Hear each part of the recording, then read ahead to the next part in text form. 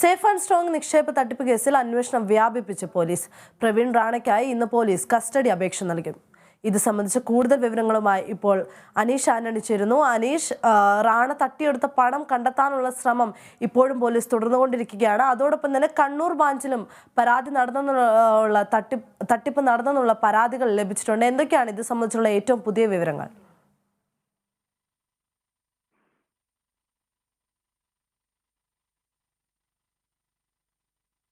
അനീഷ്, റാണ തട്ടിയെടുത്ത പണം കണ്ടെത്താനുള്ള ശ്രമങ്ങൾ ഇപ്പോഴും തുടർന്നുകൊണ്ടിരിക്കുകയാണ്. അതോടൊപ്പം തന്നെ കണ്ണൂർ ബ്രാഞ്ചിലും തട്ടിപ്പ് നടന്നെന്നുള്ള പരാതി ലഭിച്ചിട്ടുണ്ട്. എന്തൊക്കെയാണ് ഇത് സംബന്ധിച്ചുള്ള ഏറ്റവും പുതിയ വിവരങ്ങൾ?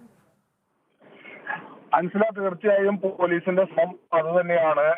ഇദ്ദേഹം തട്ടിയെടുത്ത പണം എങ്ങോട്ട് പോയി, എവിടെ പോയി എന്നുള്ള കാര്യങ്ങൾ തന്നെയാണ് പോലീസ് അന്വേഷിക്കുന്നത്. ഇതിന്റെ ഭാഗമായിട്ടാണ് കഴിഞ്ഞ ദിവസം ഇദ്ദേഹം ഉപയോഗിച്ചിരുന്ന രണ്ട് അക്കൗണ്ടുകൾ, തൃശ്ശൂരിലെ രണ്ട് സ്വകാര്യ ബാങ്കുകളിലെ അക്കൗണ്ടുകളുടെ വിവരങ്ങൾ പോലീസ് ശേഖരിച്ചു. ഇതുമായി ബന്ധപ്പെട്ടുള്ള അന്വേഷണം പുരോഗമിക്കുകയാണ്. അതുപോലെ തന്നെ ഇദ്ദേഹത്തിന്റെ പക്കൽ നിന്നും 6ഓളം ഹാർഡ് ഡിസ്കുകളും ലാപ്ടോപ്പുകളും അടക്കം പോലീസ് കണ്ടെത്തിയിട്ടുണ്ട്. ഇതും പോലീസിന്റെ സൈബർ വിഭാഗം പരിശോധിച്ചു വരികയാണ്. ഇതിലും കൂടുതൽ വിവരങ്ങൾ ലഭിക്കുമെന്നാണ് പോലീസ് കരുതുന്നത്. പണവുമായി ബന്ധപ്പെട്ട ഇടപാടുകളുമായി ബന്ധപ്പെട്ട വിവരങ്ങൾ കൂടുതലും ലഭിക്കുമെന്ന പ്രതീക്ഷയിൽ തന്നെയാണ് പോലീസ്. അതിനിടെ റാണയെ കസ്റ്റഡിയിൽ വിട്ടുകിട്ടാനുള്ള അപേക്ഷ ഇന്ന് നൽകുമെന്നാണ് നമുക്ക് ലഭിക്കുന്ന സൂചന.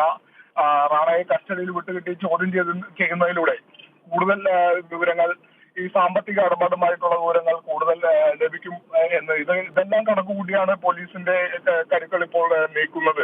അൻസില, വ്യക്തമാണ് അനീഷ്. സേഫ് ആൻഡ് സ്ട്രോങ് നിക്ഷേപ തട്ടിപ്പ് കേസിൽ പ്രവീൺ റാണയ്ക്കായി ഇന്ന് പോലീസ് കസ്റ്റഡി അപേക്ഷ നൽകിയേക്കും. അതേസമയം റാണ തട്ടിയെടുത്ത പണം കണ്ടെത്താനുള്ള ശ്രമം ഇപ്പോഴും പോലീസ് തുടർന്നുകൊണ്ടിരിക്കുകയാണ്. അനീഷാണ് തൃശ്ശൂരിൽ നിന്ന് വിവരങ്ങൾ നൽകിയത്.